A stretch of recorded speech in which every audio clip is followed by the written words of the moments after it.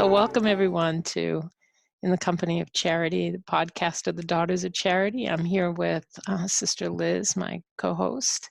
How are you, Sister? Hi, we are hanging in. That's here. good. That's good. It feels a slightly somber evening for me. It's Friday, the 20th? Yeah. March 20th. And New York is going to start a stay-at-home executive order starting on Sunday because of the coronavirus, and there's people being quarantined because they've had contact with someone who's in the hospital, who's very sick. And so things are just, feeling somber and a little scary, and things are really quiet. So it just feels like that. It's kind of interesting doing this podcast every week. Our intros are more relevant, to the time. And I also realized that recording this on Friday the 20th for a Tuesday airtime, it could be very, very different then too. So just know that whenever you hear this, we're praying for you wherever you are, and hoping that you're safe, and hoping all your loved ones are safe, and that we're moving toward a springtime, that at some point we'll be beyond this, but it feels a little scary right now. We're kind of in it. I would say down here in South Texas, we're about a week or two behind everybody else. And so they just put a cap on the number of people that can gather, and they just canceled public masses and things like that for the diocese, which is a little bit behind what other people have been doing. But, the walls seem to be closing in at this point. Our diocese just canceled all Holy Week and Easter services. Yikes. Yeah. It's pretty, it just feels really ominous. Kids are still out of school, and now with kind of the stay-at-home order, it will be difficult for us to work with them. Kids who still don't have internet in their homes, don't have computers anyways. We've been trying to work with a few of those kids, refugee kids, working with their parents to help them, so their kids don't fall behind. But we're not going to be able to do that, as of Sunday morning. So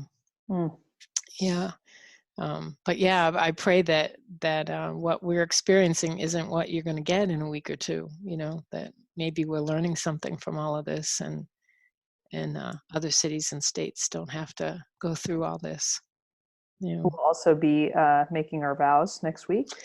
Yes. The Daughters of Charity throughout the world, renewing our vows. And under these circumstances, some of our sisters won't have mass and won't be able to leave the house, and we're just going to be doing the best we can under those circumstances. Yeah, but our vows are our vows, no matter what. When we make them, but the traditional, in a beautiful liturgy, and kind of experiencing the traditions of the youngest sister in the house putting a flower in everyone's room, and those kinds of things that we laugh about, because I would say, gosh, I'm 59 and I'm still the youngest sister in the house sometimes, and am I ever somebody gonna put a flower in my room someday? Somehow right now that just feels even a little weird, to think about. And so we're going to be here together, my sisters and I, 5 of us, and we had hoped that we would be able to have mass, with private mass at our house with the pastor, but under the conditions now, we're not going to be able to do that. So but God is with us. That's right. And we'll continue to do the work that God's asked us to do. It's a different experience. And I think, what we're going to hear on this episode, it's the real mix of how life is when you're on a mission, and what it's like to be there and what it's like to be back. And I think it's a cool progression that we're seeing over these missionary episodes of, from the sublime to the ridiculous, but then also to the challenging aspects of it. And So I think God had in mind a good order that we've released these in, and Yeah, I think yeah. people are really going to like it. I think so. It's Sister Jean Maher and Sister Sharon Horace, good friends of ours, and they were living together in Philadelphia. And much like our community, Sister Sharon is now moved to live with you in Harlingen. Yay! Welcome, Sister Sharon, to Harlingen. We are happy. Yeah, but I was able to interview them when they were living in Philadelphia together, and it was really, really interesting. Like you said, I mean, this kind of pack of missionary episodes is yeah, it's been really, really interesting to hear their take on what coming back is like, and just their advice about people wanting to go to the missions or wanting to do short-term, long-term mission work. So I think everyone's going to really enjoy it. And once again, we are praying for everybody out there. We're right there with you, and I am convinced that the Lord is present, and even in this time, absolutely, there are some moments of light that are even more evident now. Yeah, I tell you one kind of light story today. Please. As I was driving the children back from this class and telling them we may not be able to meet again, that I wasn't sure when that was going to happen. One of them, he's in the second grade, and he's from Sudan. He said, "Sister, people say that school is boring. I know now school is not boring. Staying home is boring. Is very boring. So thank you for coming to get us." I was like, "Oh, that's really sweet." Like that was really sweet. He said, "When I get to school, if anyone says, 'Oh, school is boring,' when we get back, I am going to say to them, 'Remember coronavirus.'" Oh. I thought, "Oh my goodness. Sweet little boy. This is like those were like the beginning words of a new generation, kids who are experiencing this, and the kind of, the trauma of it, some that we won't really understand till later. But it was so funny. I will tell them, "This is not boring. Remember coronavirus." That was boring. And I thought, wow, that's a story he's going to tell for a long time to come. He's going to say to his kids, "Don't tell me school is boring." We had to stay inside for 4 months. They sent us home for a month, and it ended up being the rest of the school year, probably. While the birds and the squirrels and the rats just took over everything. Nature taking back nature. Yeah. So in the midst of what feels somber, there's always something that's going to come up. And I think that's also the message of our missionary sisters, that in the midst of the struggle, both for themselves, their own, feelings, and those they serve, that there's not just a silver lining in the, kind of sentimental sense, but a real rebirth and a joy in the service that they do. So you had shared with me a poem. Oh, yeah. And I was wondering if maybe that might be our closing for the closing for this, and then help us move right into our episode with Sister Sharon and Sister Jean. So sure. This is from Christus Vivi, which is it's apostolic exhortation, I believe, from the Pope to young people. So Christ Lives, that's the name of it. And this poem appears in one of the chapters by a guy named Francisco Luis Bernades. And it goes like this. If to regain what I regained, I first had to lose what I lost.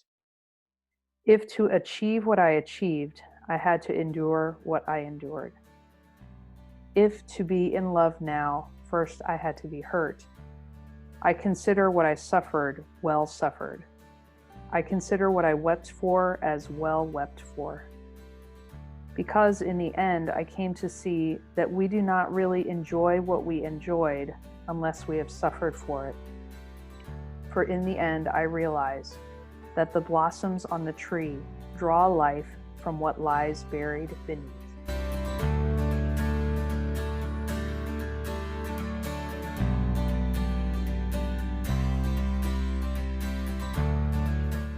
So I want to welcome everyone to In the Company of Charity, the podcast of the Daughters of Charity. And I am in the company today of two of my favorite people, Sister Sharon Horace and Sister Jean Maher. And they are here today with me to talk about something that I find very amazing with both of them, is that they've both been missionaries. They've been on mission in outside of the United States in countries far and wide and very different places from each other. And so we've asked them to come today and talk to us a little bit about what it means for them to be missionary by nature. That's what we say as Daughters of Charity. Some of us, like myself, have never been missioned outside the country. Some of us have been, and I think today what I'd like is for them to introduce themselves, let us know where they've been on mission, and to talk a little bit about what that means now that they're back in the United States. How have those missions, how those experiences been different, inspiring, what they've learned both from their missions here and their missions around the world. So I would like to ask our sisters to tell us a little bit about where they've been on mission, just so we can get a little perspective of what the dimensions are that we're talking about. So Sister Jean, can you tell us a little bit about where you've been and just how long you were there, what that was? Yes. And I'd like to reiterate, I'm in the company to my favorite people too, which is nice to be here. I think, well, I've been in Haiti and China, two very, very different cultures. But one of the things that you said when you were introducing this, it's kind of like what it was like to come back. Is that what you said? I did, yeah. And I think that the answer that I would give now, being back for many years, is certainly different than it would have been if you'd gotten me after I got off the plane. So help us put it in perspective. When were you in Haiti? When were you in China? And how long have you been back in the States? I was in Haiti from 98 to 2003, I think it was. And then in China for a year, and I think it was 2011. I'm almost sure that was it. Very different in Haiti, in a hospital, doing all the things that I never liked to do in the States, but it's what Haiti needed the most. They needed organization and job descriptions and organizational charts, those kinds of things.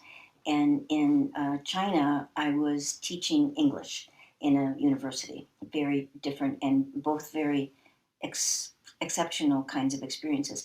And I've been back since, 2011, I think it was. I think, though, that I thought when I came back that I would be more difficult to live with. I thought I would be hard on the sisters, saying, doesn't matter if you don't like peas. I know people that would be, give their eye teeth to have a pea. Because you deal in Haiti with a lot of hunger issues. Not so much in China, actually. But I wasn't like that. I didn't have that issue.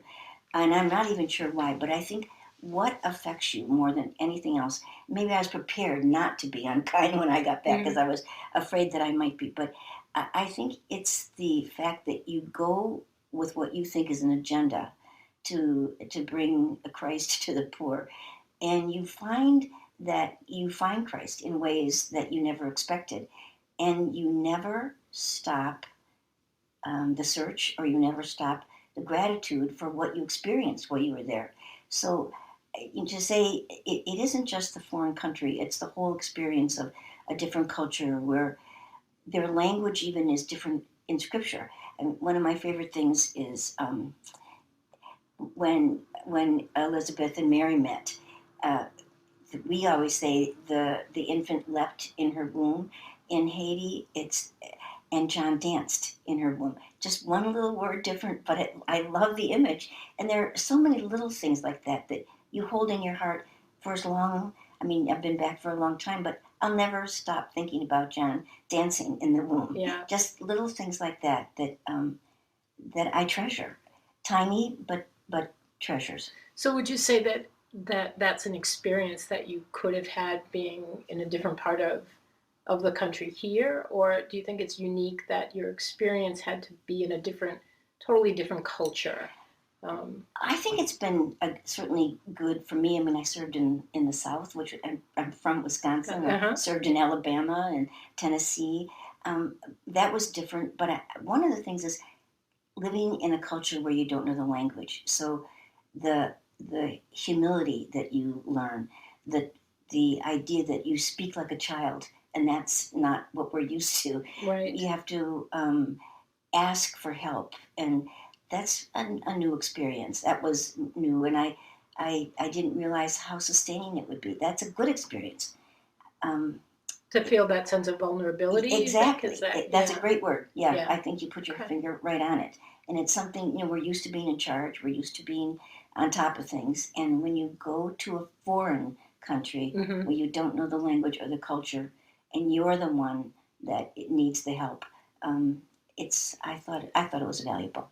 Oh, thanks. So, Sister Sharon, can you tell us where you've been, and maybe also a little bit about what that experience was like and how it's been for you since you've come back?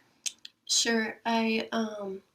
Before I came to the community, I was in Bolivia as a lay volunteer for a year, and that's actually where I first met the Daughters of Charity. As a Daughter of Charity, I spent a very short time in Haiti. It was about 6 weeks. It was supposed to be 6 months. And like Sister Jean, I was in the same place, Milo, at the hospital. Not unlike you, I was doing organizational things, putting stuff in the computer, doing input in the computer. But you were not there at the same time. Not there at the same time, no. Yeah, and really just kind of doing whatever was needed. A very different experience. I think one that I don't know, I found Haiti so different because I think the people there have experienced missionaries coming over and over again, these short-term groups that come for a long time, are a very short time, and then also people that are coming down for maybe a few months and leave, and so they're very used to, they've been enculturated to having foreigners come in and out of their lives all the time, and so that's created a whole nother issue of the expectation of the blonde, blonde. That's what they would call a white person. Okay. So, just holler out at you. Like I'll never forget the give me your watch. I had just a little Timex watch. Like, give me your watch. It's like, no. But you're a Christian, no? Are you not a Christian? I am your brother. Give me your watch. So I think that we often don't think of the damage that can be done by doing short-term mission work, or mission work that doesn't put a lot of thought into the possible unintended consequences, which I was on the opposite end of. I was being on the end of like the unintended consequences of many people that had gone before me, who had taught about the Christian faith and that Christians love one another and we see one another as brothers and sisters. And we're generous. And therefore I'm your brother or sister, so when I ask, you should give to me. So do you think also, just as you're talking, I'm thinking, both of you said you were in Haiti for fairly short periods of time. It's 4 years. Yeah, you were there longer. But that's also not that long to create relationships. We know sisters who have been in the mission agentes, have been there for 20, 30 years, and they go as young sisters and they come home retired, or ready to retire, whatever that means for us. And so these short-term missions, though, it sounds like what you're saying is you can come in and make an impact, good or indifferent, but leaving, you bring with you the experience of it, and yet you've left something behind as well, that creates a behavior toward missionaries. Yeah, I think it can. I think it's something that I know I had not given a lot of thought to as a younger adult. I certainly had no intention. Everybody has the only good intentions. Exactly. Yeah. Anybody that wants to help only has good intentions. But I think what can happen is we can forget the effects that our actions can have on people. And I don't think it's just outside of the US. I think it's just as well here, but I think it's just more pronounced in that kind of environment because it was a place that was used to having so many people on short-term trips. Yeah, that's that's right. really interesting. I mean, so that was a learning for me. But I mean, there's all kinds of things. But I mean, the reason I was in Haiti for such a short time, I went and then it became politically unstable very quickly after I arrived. And after doing some reflection, I really felt like I was more of a liability than I would have been a help to the sisters.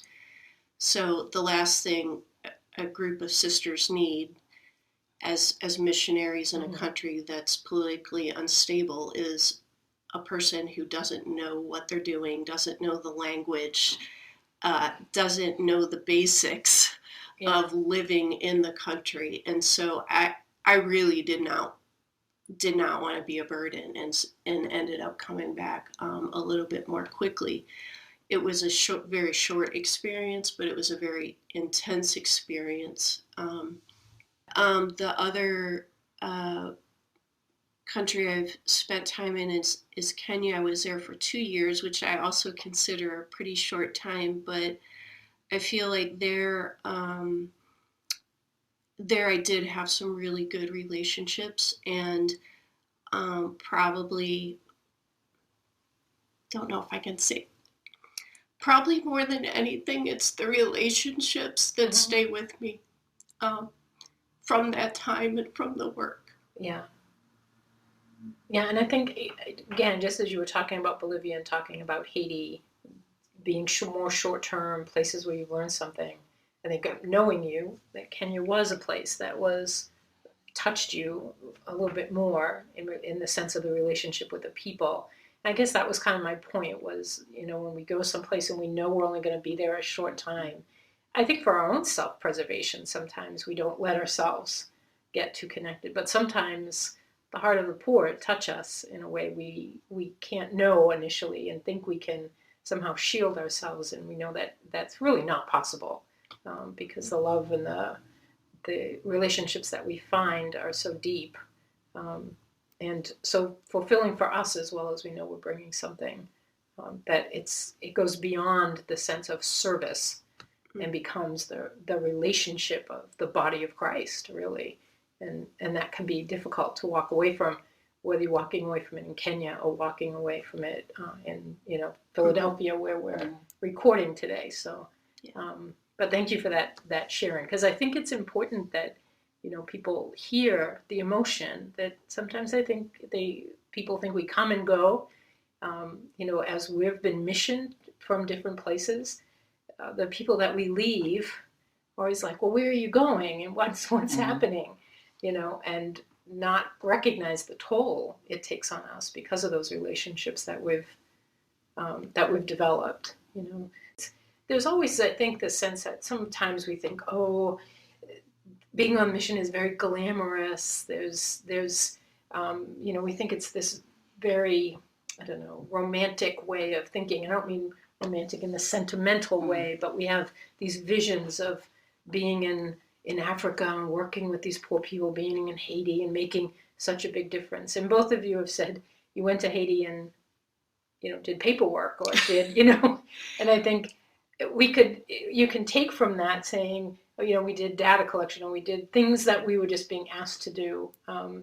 That missions are missions, and we do what we're being asked to do. We do what's needed in that moment. But I guess my question about coming back is now you're both on mission in Philadelphia, in the United States. What lessons did you learn in other countries do you find are helpful to you here, or is there some way that this feels different? Or I think one of the things is, especially during the holidays, we're still celebrating the Christmas festivities. I think I learned to really love simplicity. I don't know that I gave it a whole lot of thought before I went to Haiti, but the simplicity of the feast days, the festivities, it doesn't have all the trappings, all the trappings, all the wrappings, all the shopping. I loved that. I absolutely loved it, where you weren't burdened with the trappings, but we could get right to the sense of the feast, the whole idea of Jesus coming to that country, especially. I remember saying to somebody on Christmas Eve, I hope you have a wonderful Merry Christmas tomorrow. And he said, really perplexed, well, Christmas is for rich people. And it was such a kick in the stomach, because I'm thinking, oh, of all places, it's not. Yeah. But you still have the core of the self. I love that. And certainly the same is true in China, which isn't even a Christian country, although they have adopted Christmas and they make it a winter holiday and they're into the shopping and everything. But those of us on the university campus who were Christians, again, just love the simplicity. You couldn't have any trappings there of the feast, like an Advent wreath or anything like that. We always felt very subversive when we did have something like that.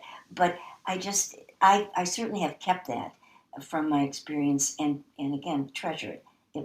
I don't know that I could have learned that any place other than another country, a third world country. In China, the pride that they took in their country and in their culture was just a delightful, refreshing experience. I really felt privileged to be there. Their love of knowledge, their desire to be educated, the respect with which they treated people from other countries was just exceptional. Did not ask. That was a real treat. That they just didn't beg for it. That they were their own pride, their own dignity, their own respect was something that was very fulfilling for me. And they knew. We couldn't wear the habit or any other signs of religion, but my miraculous medal came out of my blouse one time, and one of the students grabbed it, and I thought, the jig is up. Here we go. But she grabbed it and held it and showed it to somebody else and said, "I told you, she loves Mother Mary." And it wasn't. It was. They were pleased to discover that.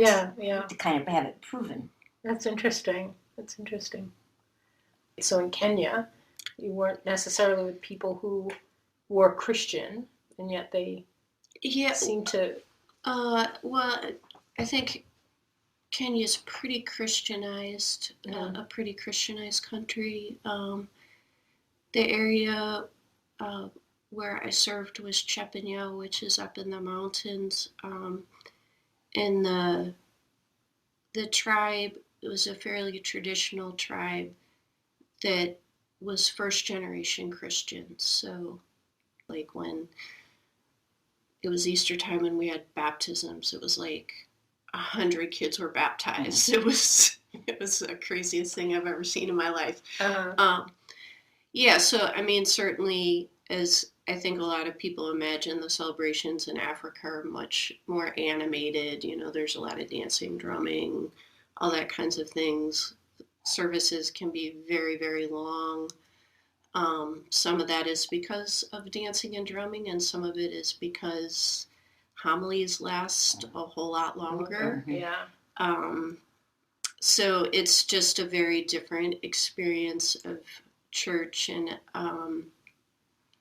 I think it was certainly a different experience to work with the Pokot people because they were much more traditional and because Christianity was still newer, 25 years maybe.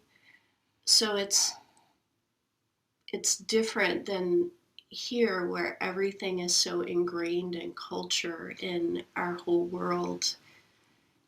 In a way, even if they don't practice Christianity or they're not believers or they're believers of another faith, we're a Christianized nation and our world operates on the Christian calendar in the United States. And so I think being in a place where that is so much newer certainly made me think a lot more about things. There's a lot more questions, because I started to realize like, oh, so this is newer. How if someone dies, how do you think about death? And what do you think about the afterlife? And, it's, so for me, it raised a lot more questions about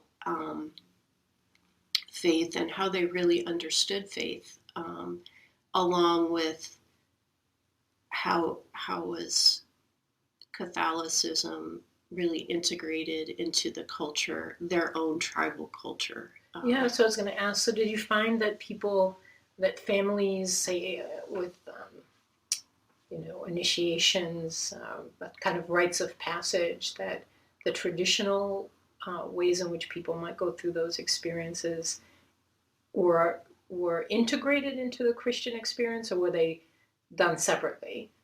So they maintained a sense of the traditions as well as participated and began to be part of the Christian traditions, the Christian practices and rituals, or did you find that they maintained both still at this time, or?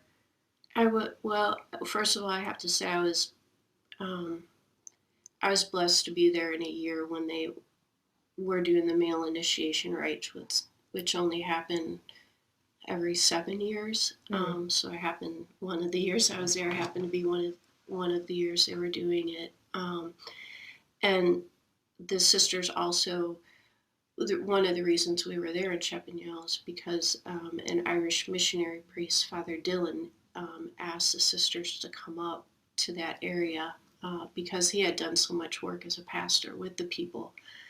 But basically what Father Dillon did is he worked with the catechist of the tribe to come up with a Christianized initiation that worked kind of with their traditional beliefs, but did that in a way that was Christian. So I think Father Dillon was pretty aware of, that evangelization looks at the culture the culture that is already present and tries to see how the beliefs can complement one another, the cultural beliefs and the Christian belief system. So in Haiti, they say 95% of the people are Catholic and 100% are Voodoo. And you would hear the voodoo drums at night frequently, but it was never anything that I got involved with or understood. I mean, you absorb some things while you're there, but the idea of the priest being also doctor, that affected us a little more than the religious part of it, when people would ignore a doctor's advice and then listen to what the priest told them to do. Those were hard things, especially with people who were mentally ill, because the priest would chain them to trees and just really do things that seemed almost contrary to kindness and compassion of any sort. That was harder. They were the voodoo priests that they were doing this. So harder not to intervene, harder not to say, don't do that, do this instead, but allow people to kind of... Well, the religious part, like they didn't talk to anybody else about it. Yeah. I mean, it was just understood that they came to church on Sunday and voodoo celebrations at other times. Yeah. Yeah. But when you knew that somebody was sick and you knew that the doctor had given this advice, and you knew that what the advice they were taking and the medicine they were taking was from the voodoo priest, that was a little more in your face disturbing, because you could see it. You could see the lack of care, that they wouldn't give the medicines. Just, they would follow the priest's advice rather than the doctor's.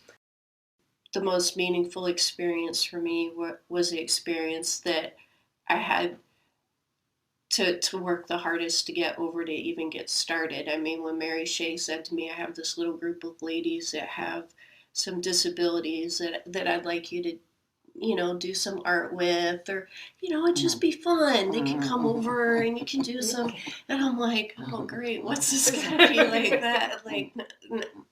Like give me some kids, Anyway, those 4 women became the greatest teachers to me. I taught them. It was really an experience of mutual giving and receiving for all of us in that group. And I think those are the kinds of experiences that I look for here, because I think you don't have to be in another country to have those. I think we can have those experiences, those genuine experiences with people that are different from us, that we wouldn't normally interact with, that when we open ourselves to one another, we can really learn from one another, and build relationships that are meaningful, and that we can become friends. I like that. I really do love the image of Vincent being friend to the poor. Mm-hmm. And I think when I'm at my best, that's what I would say I am, is a friend of the poor. Mm-hmm. No matter where you are. No matter where I am, and sometimes I am the poor who needs the friend. Mm-hmm. That's a great point. That really is It's well a really said. good point. Yeah. What would you say to somebody who was considering a mission outside the country in preparation to that?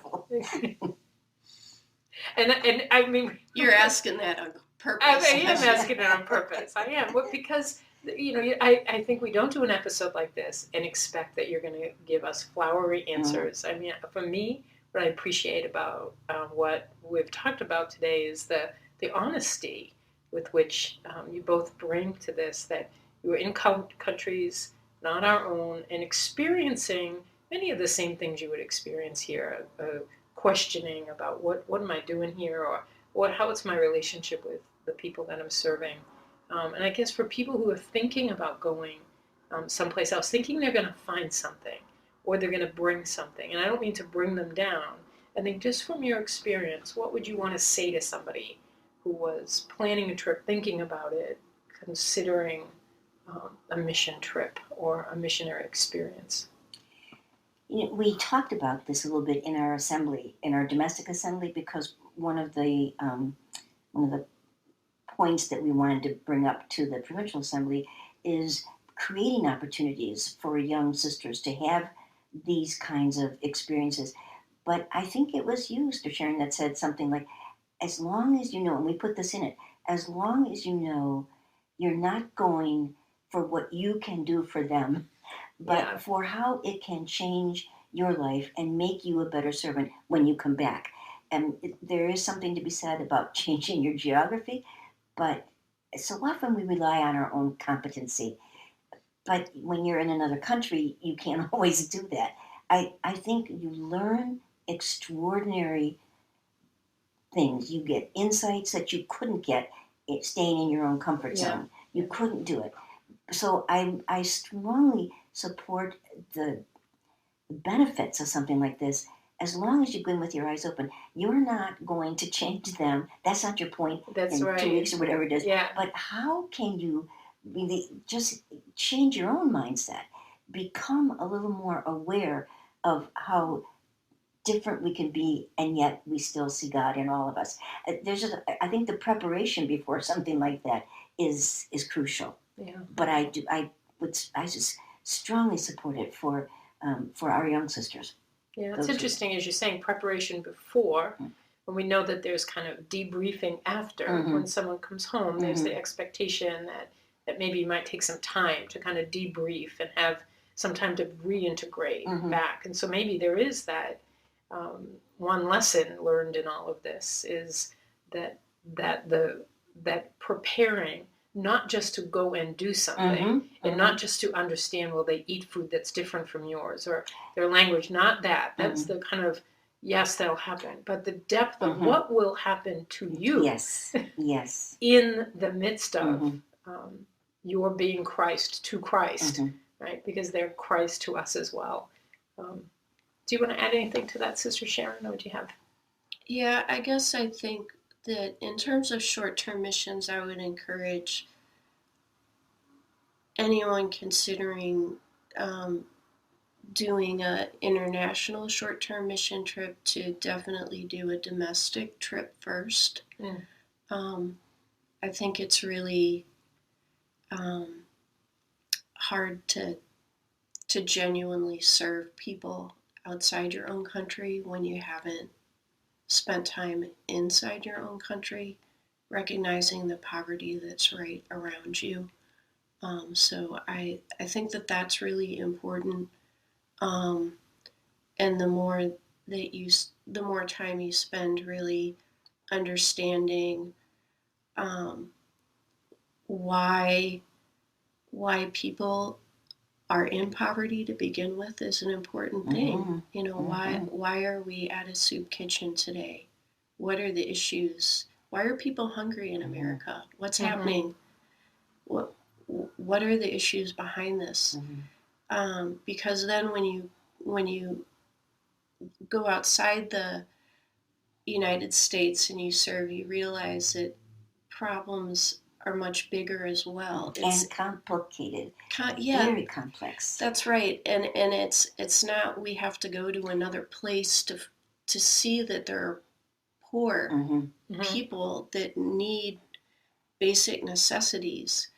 There are people in every country that need basic necessities. The extreme to which they do need them might be a little bit different, but to leave the United States and think that people who are barefoot need shoes, not a great assumption. I can give lots of kids in Treppanil shoes and they still run around barefoot because they're a lot more comfortable in their bare feet. So I think a lot of the assumptions that we bring can point us in the wrong direction. So I think the more time that we genuinely spend preparing is the most important, and to really understand that you're not going to help anyone by serving for a week or 2 weeks. I mean, really, if you wanted to help, you just send the money. The reason that we go on these trips is because we are changed, we are transformed by them. And if you go knowing that, then what you do, those were in air quotes, what you do is in air quotes there. What you do is much different because it doesn't become about doing, it becomes about building a relationship, getting to know a person from another place that has something to offer you, as well as what can you offer them as another human being on the planet, without doing anything. I think that's the most important thing I would say. I mean, both of you know that I came to the community, and the minute I walked in the door, that's all I wanted to do is go on a foreign mission. And now I'm the person that would probably dissuade someone the most from doing it, because I think I've come full circle, and I now see what the sisters who are like, but there are so many poor here to serve, you don't need to leave. Now I see that in a different way, with different eyes. I understand it at a different level. But I had to go through the stages that a person goes through as a servant, to be formed by those people and experiences that taught me that it's not about what I have to give, really. It's about what I'm open to receiving. That really is transformative. Yeah. I think we leave it there. Both of you have given us some really very honest. And I think maybe for our listeners, someone's going to go back to this and listen again and say, wait a minute. I don't see them saying, yes, go out and save the world. Yeah. But that really, it's about introspection. It's about trying to think about why I'm going, what is it I'm doing, why am I doing it, and not necessarily what am I going to get out of it, but to recognize that you will be impacted by this experience. There will be an impact in your life, even in the way that you're long term. Yeah, and it will be something that will be could be a good experience, but one that you could learn here just as well. And so that discernment needs to be a deeper discernment than that. So just even the complexity of poverty, just something that basic. I mean, I think many people think they know why poor people are poor, and when you delve into it, it's a whole other reason. And you realize the part that maybe you play in it. And that's something that you have to keep on unpacking and unpacking. Yeah, that's I think another episode as well that to be continued. I listen to you and realize that those lessons that you've learned are ones that I can apply to my own ministry and begin to look deeper into. So I just appreciate so much that you took the time today to join us on the podcast. And if you'd like to ask both Sister Jean or Sister Sharon any other questions, you can email us at companyofcharity@gmail.com, and we'll make sure that they get those questions and send out your responses to them. And so I just thank you both very much for all that you've done today in helping us to really look at and to delve into the life and the lessons of the missionary. So thank you very much. Thank you for the opportunity.